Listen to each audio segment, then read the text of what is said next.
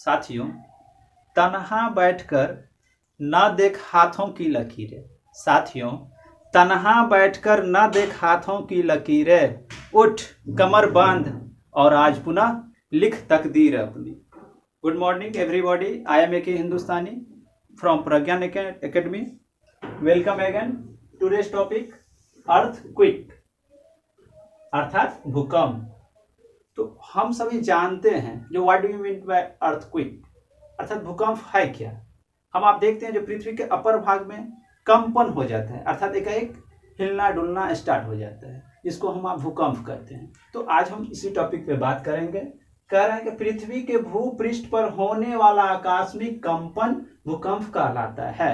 अर्थात क्या, पृथ्वी का जो ये अपर भाग है अर्थात कौन सा भाग, क्रस्ट भाग, जिसपे हम आप रहते हैं स्थल मंडल पे, लिथोस्फीयर पे, तो ये जो भाग है इस भाग पे जब एकाएक सडनली कंपन होना स्टार्ट हो जाता है उसे हम भूकंप कहते हैं। अब देखिए, अब बात करते हैं जो an earthquake is a vibration और oscillation of the surface of the earth. अर्थात क्या, पृथ्वी के भूपृष्ठ सरफेस, पृथ्वी के भूपृष्ठ पर ऑसिलेशन वाइब्रेशन अर्थात आकस्मिक कंपन अर्थक्वेक कहलाता है। अर्थात पृथ्वी के अपर भाग में सडनली कंपन होना स्टार्ट हो जाता है, जिसे हम आप क्या कर रहे हैं, भूकंप कहते हैं।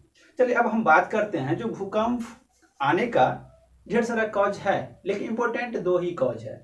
जो एक कॉज है प्राकृतिक कारण और दूसरा कॉज है मानव जनित कारण।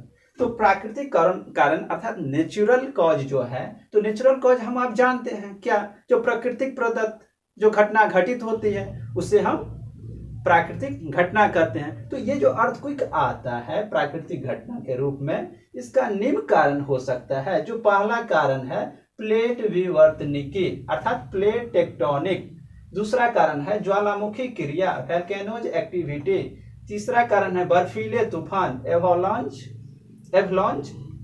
चौथा कारण है चट्टानों का संकुचन इलास्टिसिटी ऑफ रॉक्स, और एक कारण ये है जो भूगर्भिक गैसों का उत्सर्जन जियोलॉजिकल गैसियस एक्सपेंशन। अर्थात पहला कारण सबसे अधिक इंपॉर्टेंट है प्लेट टेक्टोनिक, और ये जो ज्वालामुखी क्रिया है, बर्फीले तूफान है, चट्टानों का संकुचन है, भूगर्भिक गैसों का जो उत्सर्जन है, ये सब भी कारण है इसका नेचुरल वे में, लेकिन सबसे इंपॉर्टेंट प्लेट टेक्टोनिक है। तो प्लेट टेक्टोनिक पे थोड़ा हम आप ध्यान देंगे। तो हम आप पिछले क्लास में क्या देखे थे, पिछले क्लास में हम आप देखे थे क्या, जो पृथ्वी के अपर भाग में हम आप रह रहे हैं, पृथ्वी का ये जो भाग है इस भाग में हम आप रह रहे हैं, और आपने देखा था जो मिडिल भाग में क्या था, लिक्विड ही लिक्विड था। तो इस भाग में जब कंपन होता है तब ये अर्थक्वेक स्टार्ट होती है। तो ये प्लेट टेक्टोनिक, ये जो पृथ्वी का अपर भाग आपने देखा था, जो ढेर सारी प्लेट के मेल से पृथ्वी का क्रस्ट भाग का निर्माण हुआ है। जैसे एक एग्जाम्पल के रूप में हम आप बात करें, एग्जाम्पल के रूप में अगर देखेंगे तो एक वर्ल्ड का मैप है, एक संसार का नक्शा बना है एग्जाम्पल के रूप में। इसमें ध्यान दीजिए तो देख रहे हैं क्या, जो नॉर्थ अमेरिकन प्लेट है, यूरेशियन प्लेट है, पैसिफिक प्लेट है, ऑस्ट्रेलियन प्लेट है, इंडिया भी यहाँ पे है, इंडिया का प्लेट है, श्रीलंका है, अंटार्कटिका प्लेट है, पैसिफिक प्लेट है।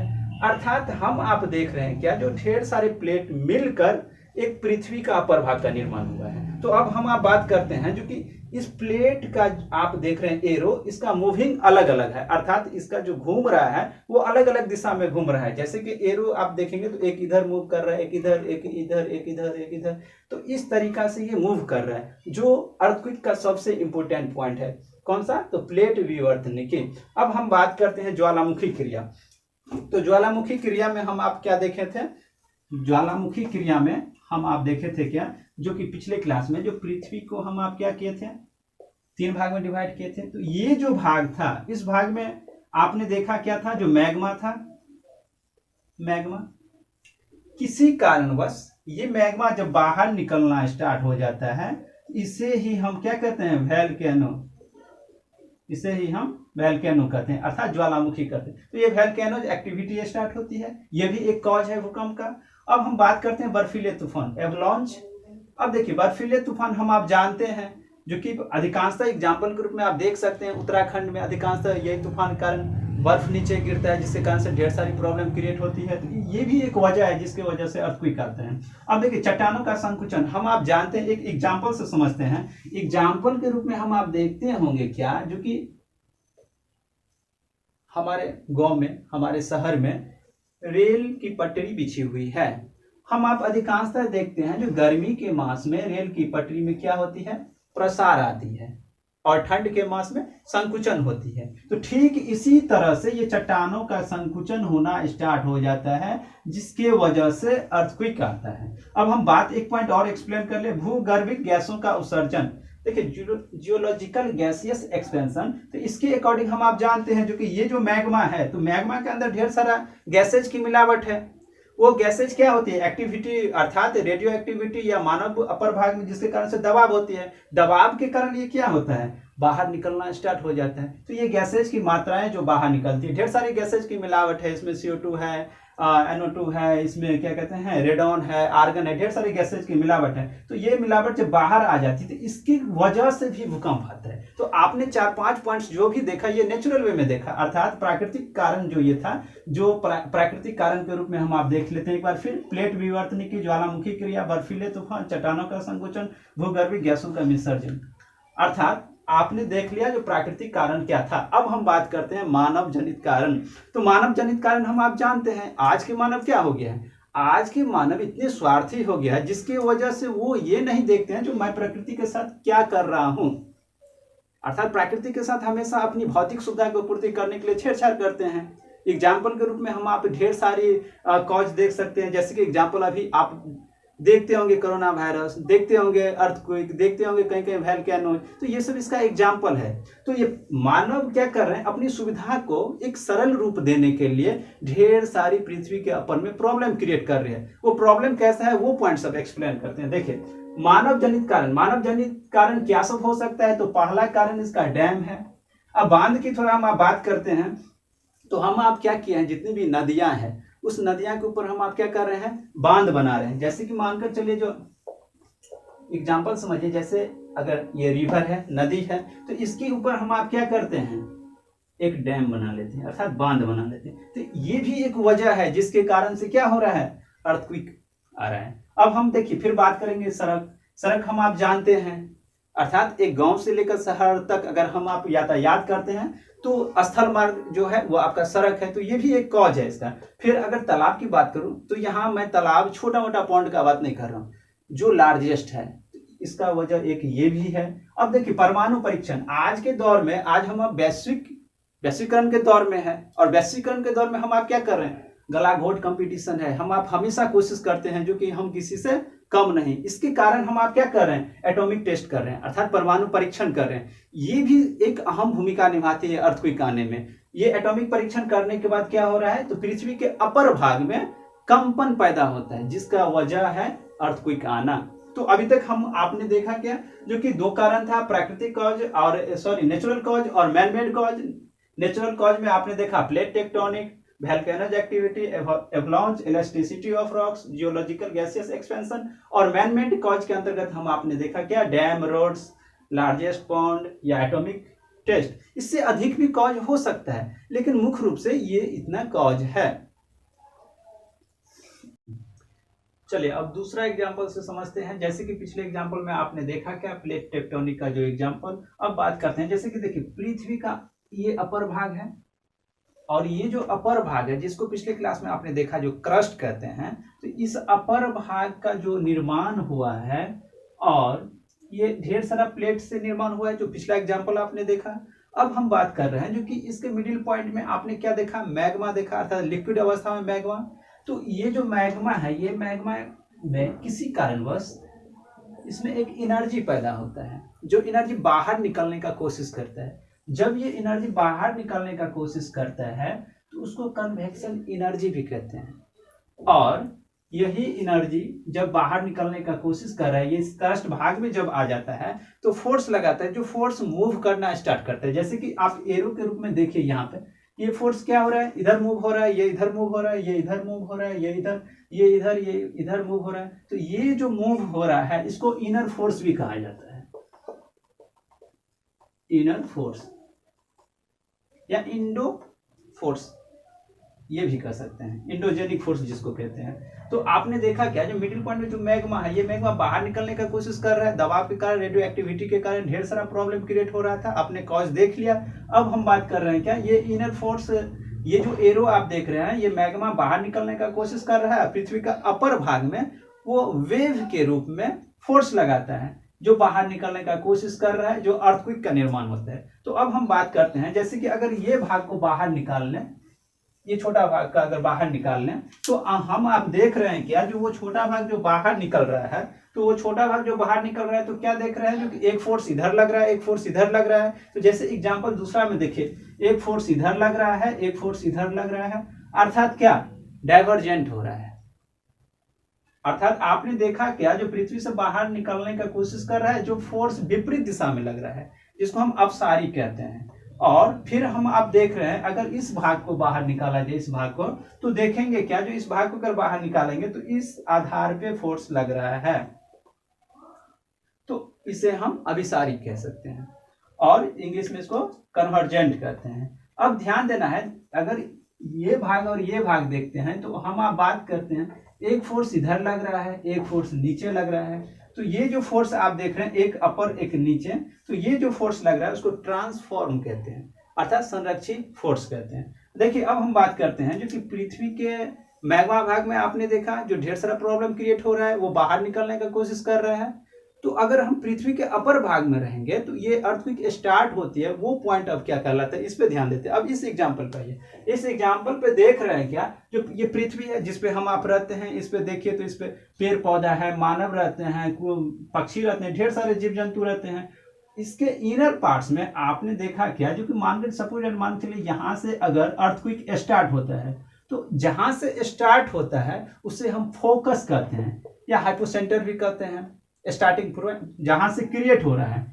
और ये वेव पुनः पृथ्वी के ये अपर भाग में, लिथोस्फीयर पे, जहां पे हम आप रहते हैं स्थल मंडल में, इस भाग में कंपन जो महसूस होता है, अर्थात स्टार्टिंग पॉइंट यहाँ हुआ और कंपन यहाँ महसूस हो रहा है, ठीक स्टार्टिंग पॉइंट के ठीक अपर भाग को हम एपिसेंटर कहते हैं।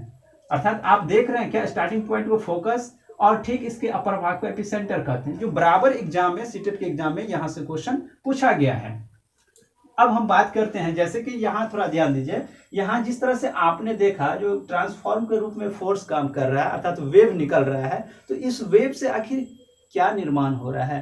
तो ध्यान दीजिए, अगर इस वेव को देखा जाए तो एक वेव अपर जा रहा है और एक वेव नीचे आ रहा है। अर्थात हाथ को अगर हम रगड़ते हैं, देखते हैं घर्षण करके, तो क्या फीलिंग हो रहा है, फीलिंग हो रहा है क्या, जो कि अगर घर्षण कर रहे हैं तो हमारे हाथ में जो भी वस्तु होंगे वो अपर डाउन होंगे। तो इसी कारण से आप देखे होंगे हिमालय का निर्माण हुआ है, अर्थात टेट्रिजस सागर पहले हुआ था लेकिन हिमालय का निर्माण हुआ, वो एग्जाम्पल के रूप में समझते हैं। जैसे कि देखिए, एक फोर्स नीचे लग रहा है, एक फोर्स अपर लग रहा है, इसके मिडिल पॉइंट का जो भाग है वो भाग बाहर निकल रहा है, जिसके कारण से एक पहाड़ का निर्माण हो रहा है।